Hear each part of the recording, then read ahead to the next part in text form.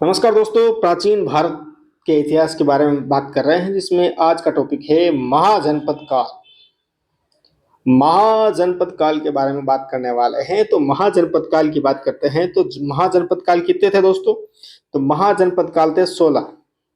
ध्यान रखना, महाजनपद काल थे 16।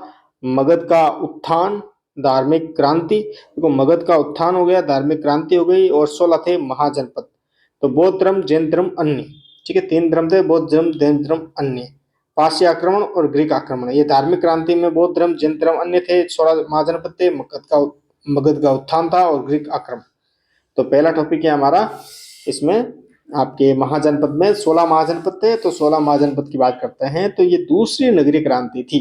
इसका प्रमुख कारण था लोहे की खोज महाजनपद काल में। ठीक है, 16 महाजनपदों का उल्लेख अंगुत्तर निकाय, खुंडक निकाय यानी बौद्ध साहित्य एवं भगवती सूत्र में मिलता है। यानी भगवती सूत्र यानी जैन साहित्य है ये। ठीक है, तो महाजनपद और राजधानी की चर्चा कर लेते हैं। तो कम्बोज की थी हाटक राजधानी। महाजनपद काल में कम्बोज की राजधानी हाटक थी। गांधार की तक्षशिला थी।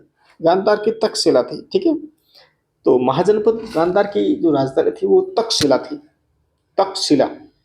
कुरु की बात करें तो इंद्रप्रस्थ या हस्तिनापुर थी। कुरु की बात करें तो इंद्रप्रस्थ और हस्तिनापुर थी। ठीक है, कुरु की बात करें तो कुरु की इंद्रप्रस्थ या हस्तिनापुर थी। पांचाल की बात करें अहि छत्रपुर या कापिल्य थी। अहि छत्रपुर या कामपिल्य थी आपकी पांचाल की। कामपिल्य, अहि छत्रपुर। कौशल की बात करें श्रावस्ती या सांकेत अयोध्या। श्रावस्ती या सांकेत अयोध्या। आगे बात करते हैं। ये देखो नक्शा है, नक्शों को देखो भाई।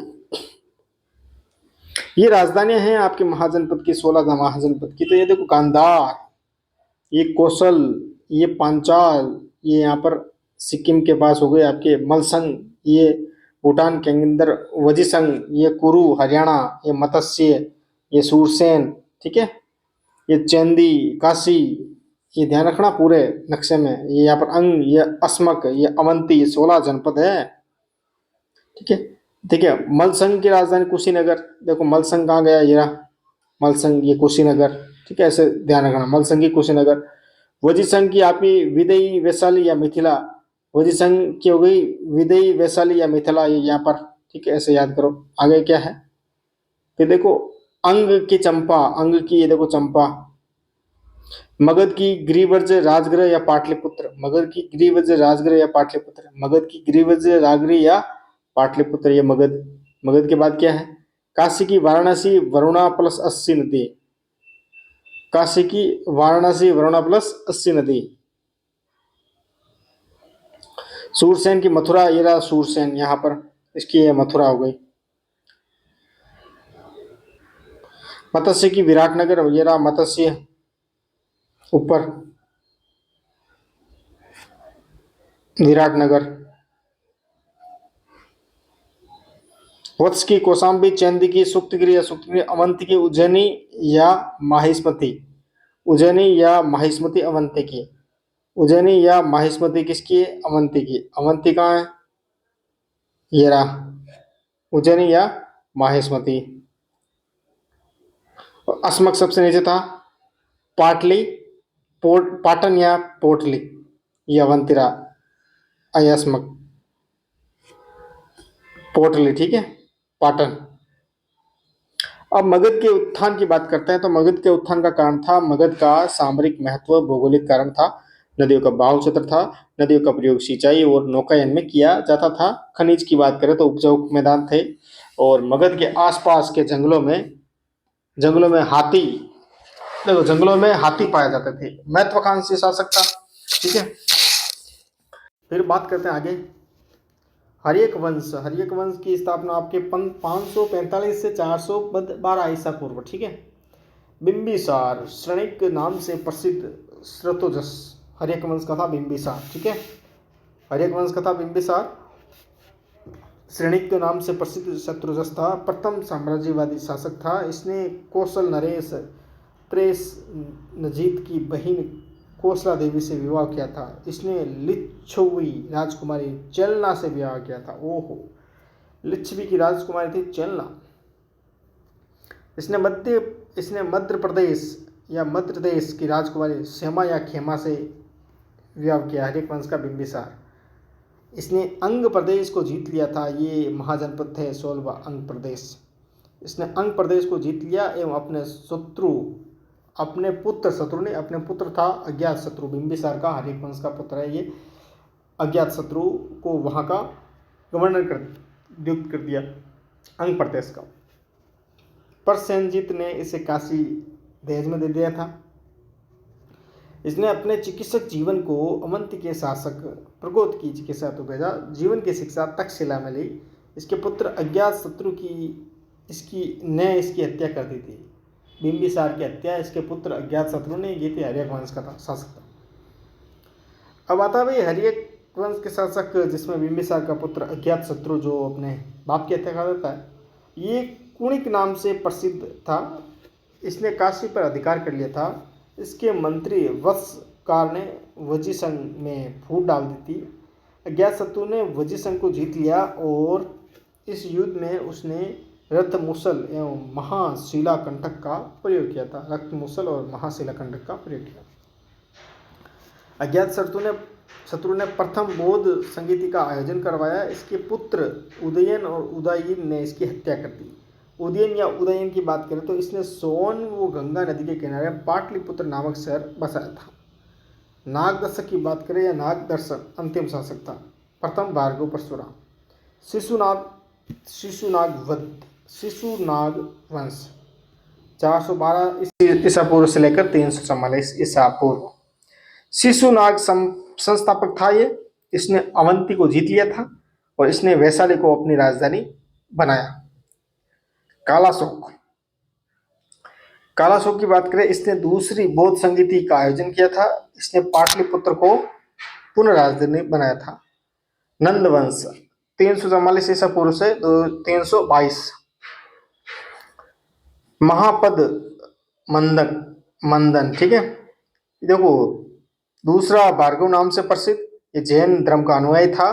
खारवेल के हाथी गुम्फा अभिलेख के अनुसार कलिंग पर आक्रमण किया, वहां नहरों का निर्माण करवाया एवं वहां से जिन सेन मूर्ति लेकर आ गया था।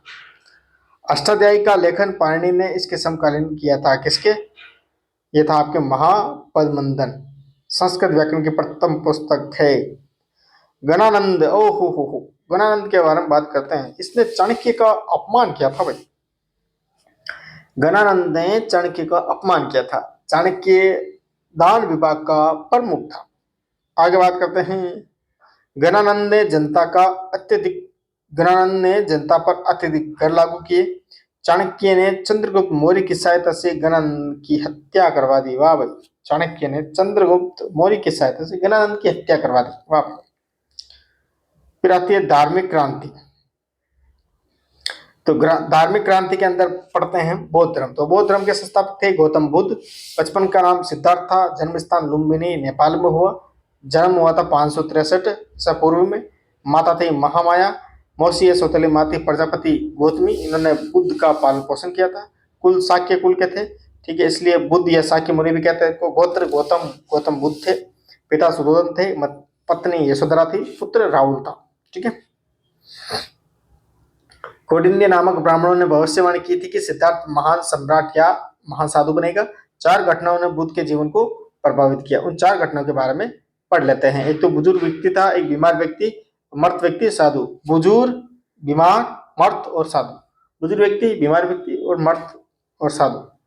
29 वर्ष की अवस्था में बुद्ध ने गृह त्याग कर दिया था। गुरु थे आलार कलाम, सांख्य दर्शन के आचार्य थे आलार कलाम, और बुद्ध ने इनसे योग की शिक्षा ग्रहण की थी। द्वितीय गुरु थे रामपुत, ठीक है।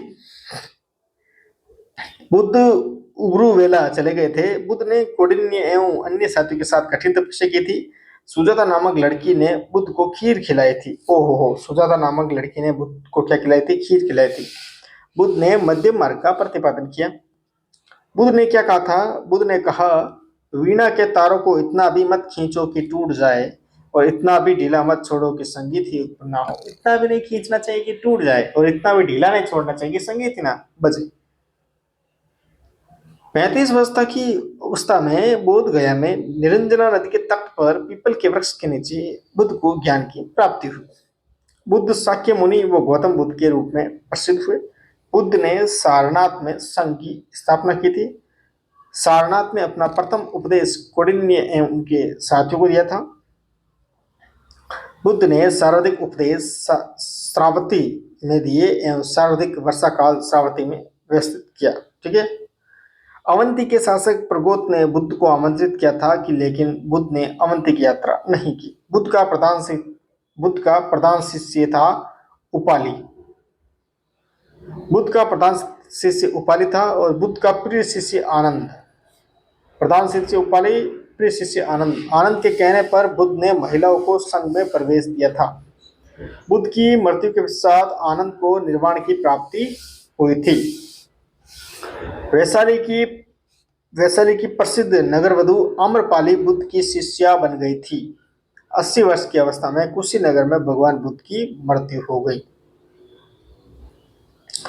भगवान बुद्ध के प्रतीक की बात करें, हाथी या सफेद हाथी भगवान बुद्ध के गर्भ से जीवन होने का प्रतीक है। सांड या कमल उनके जन्म का प्रतीक है। घोड़ा उनके गृह त्याग का प्रतीक है। ये पूछ सकते हैं एग्जाम में।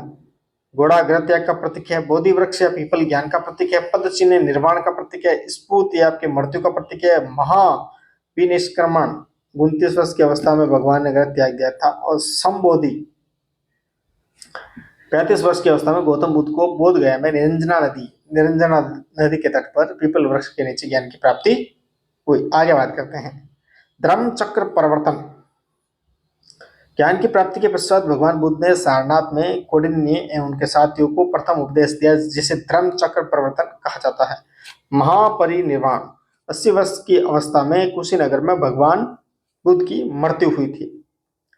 भगवान बुद्ध की शिक्षाओं की बात करें तो 4 आर्य सत्य है। दुख है, दुख का कारण है, दुख के कारणों का निवारण है और दुख निवारण का मार्ग है। दुख है, दुख का कारण है, मार्ग है, निवारण है। ठीक है। प्रतित्य समुदात भगवान बुद्ध ने दूसरे आर्य सत्य के तहत इसका प्रतिपादन किया। यह बौद्ध धर्म का कार्यकरण या कारणकर्ता सिद्धांत है। भगवान बुद्ध ने दुखों का कारण अज्ञान, अविद्या, तृष्णा को बताया। चलो, इसे द्वादश निदान चक्र भी कहा जाता है। इसका शाब्दिक अर्थ है ऐसा होने पर वैसा होना। अष्टांगिक मार्ग। अष्टांगिक मार्ग की बात करते हैं। भगवान ने चौथे आर्य सत्य के तहत इसका प्रतिपादन किया। बुद्ध के अनुसार यदि इसका पालन किया जाए तो व्यक्ति का अज्ञान समाप्त हो जाता है। किसका? सम्यक दृष्टि, संकल्प, वाक, कर्मति, आजीव, व्यायाम, स्मृति, समाधि। अब दोस्तों बात करते हैं क्षणिकवाद या अनित्यवाद। तो यह बौद्ध दर्शन का तत्व मीमांसा या मीमांसा सिद्धांत है। भगवान बुद्ध के अनुसार इस जगत की सभी वस्तुओं का अस्तित्व क्षण भर के लिए होता है। इन वस्तु के गुण भी क्षणिक होते हैं, अर्थात ये जगत अनित्य एवं परिवर्तनशील है। आगे बात करते हैं अनात्मकवाद। भगवान बुद्ध नित्य आत्मा को स्वीकार नहीं करते हैं। बुद्ध के अनुसार विज्ञानों या विचार का प्रवाह ही आत्मा है। ये विज्ञान अनित्य क्षणिक होते हैं। प्रत्येक विज्ञान मरने से पूर्व नए विज्ञान को जन्म देता है। बुद्ध ने कहा विज्ञानों का पूर्व जन्म होता है। निर्वाण, तो बुद्ध निर्वाण का शाब्दिक अर्थ है दीपक बुझ जाना या विज्ञान। निर्वाण बौद्ध धर्म का अंतिम लक्ष्य है। भगवान बुद्ध ने निर्वाण की अवस्था का उल्लेख नहीं किया। भगवान बुद्ध ईश्वर, परम तत्व, निर्वाण जैसे प्रश्नों का उत्तर नहीं देते थे एवं मुस्कुरा दिया करते थे। बौद्ध धर्म अनिश्वरवादी धर्म है। बौद्ध धर्म कर्म फलवादी सिद्धांत एवं पूर्व जन्म को मानता है। भगवान बुद्ध अज्ञेयवादी नहीं थे। बौद्ध संगतियों का आपको ध्यान रखना है। 1800 यहाँ पर बात करें, ये पहली बौद्ध संगति हुई थी। यहाँ पर देखो, ये 483 ईसा पूर्व में अज्ञात शत्रु शासक था। स्थान था सप्तपर्णी गुफा, राजगृह। अध्यक्ष थे महाकश्यप या महाकश्यप्य। फिर दूसरी हुई थी 383 ईसा पूर्व, कालाशोक, वैशाली नगर, स्वर्ण सर्वकामी, साबकमीर में। तीसरी थी 251 ईसा पूर्व, अशोक, पाटलिपुत्र, मोगलीपुत्र, 30 में। प्रथम शताब्दी कनिष्क कुंडलन कश्मीर वसुपुत्र उपाध्यक्ष थे अश्रु घोष। फिर बात करते हैं दोस्तों प्रथम संगीति की। प्रथम संगीति की बात करें तो सुत्त पिटक की रचना हुई थी। रचनाकार आनंद थे, प्रिय पुत्र थे, प्रिय शिष्य थे इसके भगवान बुद्ध के। इसमें भगवान बुद्ध की शिक्षाएं जीवन की घटनाएं मिलती है। सुत्त पिटक के खुंदक निकाय में जातक कथाएं मिलती है। जातक कथाएं भगवान बुद्ध के पूर्व जन्मों की कहानी लगभग 500। विनय पिटक की रचनाकार उपाली थे। ठीक है, इनमें संघ के साधु के नियम और आचार विचार मिलते हैं। दूसरी संगीति है, संघ 2 भागों में विभाजित हो गया था, स्तरवित और महासंगीत। तीसरी थी आपकी संगीति अभिधम पिटक की रचना। इसमें बौद्ध दर्शन मिलता है। पिटक का शाब्दिक अर्थ पिटारा, संयुक्त रूप से इन्हें त्रिपिटक कहा जाता है। चतुर्थ बौद्ध संगीति, संघ 2 भागों में, एक तो हीनयान एक महायान। हीनयान क्या था और महायान क्या था इसके बारे में थोड़ी चर्चा कर लेते हैं। हीनयान रूढ़िवादी था और महायान सुधारवादी था। हीनयान था रूढ़िवादी, महायान था सुधारवादी। हीनयान था बुद्ध को महापुरुष मानते थे, महायान आपके भगवान बुद्ध को ईश्वर मानते थे। हीनयान देवी देवता को नहीं मानते थे और महायान देवी देवता को मानते थे। प्रज्ञा की देवी तारा। मूर्ति पूजा नहीं करते थे, ये मूर्ति पूजा करते थे।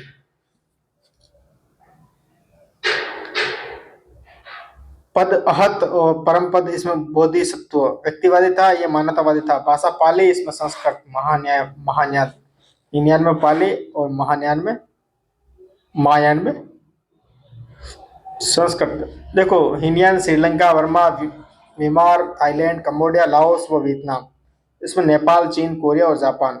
मैत्रेय वैशिका बुद्ध। हीनयान स्वतांत्रिक और वैश्विक। स्वतंत्रिक में कुमार लब्ध और इसमें वसुपुत्र। महायान में शून्यवाद, विज्ञानवाद या योगाचारवाद। शून्यवाद का नागार्जुन के परम तत्व की व्याख्या की है, उसे शून्य बताया, अर्थात इसकी व्याख्या नहीं की जा सकती है। विज्ञानवाद या योगाचार मैत्रेय संस्थापक। कालांतर में शंकराचार्य ने ब्रह्मा को निपुण निराकार बताया, इसलिए शंकराचार्य को प्रसन्न बौद्ध कहा जाता है। नागार्जुन ने सापेक्षा का सिद्धांत दिया था। नागार्जुन को भारत का आइंस्टीन कहा जाता है। बौद्ध धर्म का योगदान। भगवान बुद्ध ने एक सरल एवं आडंबर विहीन धर्म दिया। भगवान बुद्ध ने धार्मिक आडंबरों, कर्मकांड, अंधविश्वास, सामाजिक असमानता, वर्ण व्यवस्था का विरोध किया। भगवान बुद्ध ने नैतिक नियमों पर अत्यधिक बल दिया, सत्य और अहिंसा। बुद्ध ने पंचशील सिद्धांत दिया कि भी झूठ नहीं बोलना चाहिए, चोरी नहीं करनी चाहिए, हिंसा नहीं करनी चाहिए, नशा नहीं करना चाहिए, व्याधिचार भी नहीं करना चाहिए। भगवान बुद्ध ने मध्यम मार्ग का प्रतिपादन किया जो अत्यंत ही आवश्यक है या व्यवहारिक है। स्थापत्य कला में भी योगदान रहा। बौद्ध धर्म ने स्थापत्य कला में योगदान दिया। चैत्य या कार्ल या अजंता, जो कि महाराष्ट्र के अंदर गुफा है, पूजा घर है। विहार बोध गया सारनाथ, मंडप, स्तूप, धमेकी, सांची। मूर्तिकला में योगदान की बात करें तो गांधार, मथुरा, अमरावती मूर्तिकला शैली में भगवान बुद्ध से संबंधित मूर्तियां है। चित्र अजंता, एलोरा, बाग आदि की गुफाओं में बौद्ध धर्म से संबंधित चित्र मिलते हैं। तक्षशिला व नालंदा विश्वविद्यालय विकसित हुए जो शिक्षा के बड़े केंद्र थे। बौद्ध धर्म की शिक्षा प्राप्त करने हेतु अहयान वो हेंगसांग जैसे विदेशी यात्री भारत में आए। उनके यात्रा वृत्तांतों से भारत की ऐतिहासिक जानकारी मिलती है। बौद्ध धर्म के कारण भारतीय संस्कृति का प्रचार प्रसार विदेशों में हुआ। भगवान बुद्ध ने आर्थिक सुधार के लिए प्याज का समर्थन किया। बौद्ध धर्म के पतन के कारण की बात करें तो बौद्ध धर्म संघ के अनेकानेक शाखाओं में विभाजित हो गया एवं उसमें आपसी फूट पड़ गई। बौद्ध संघ धन का केंद्र बन गए, जिसमें संतों के जीवन में नैतिक पतन हुआ। कालांतर में बौद्ध धर्म में काल चक्रयान और वज्रयान जैसी शाखाएं उद्भव हुआ। ये अतिवादी शाखाएं थी जो जादू टोने, मांस, मदिरा, मैथुन में विश्वास करते थे। बौद्ध धर्म ने हिंदू कुप्रथाओं को अपना लिया। ब्राह्मणों ने अपने धर्म में सुधारवादी आंदोलन चलाया। कुमारिल भट्ट एवं शंकराचार्य ने बौद्ध भिक्षुओं को शास्त्रार्थ में प्रेरित किया। कालांतर में सामंतों का उदय हुआ। सामंत अहिंसा जैसी नीतियों में नहीं मानते थे। राजकीय संरक्षण का अभाव, तुर्क आक्रमण। तुर्क सेनापति कुतुबुद्दीन खिलजी ने नालंदा व विक्रमशिला विश्वविद्यालय को जलाकर नष्ट कर दिया था।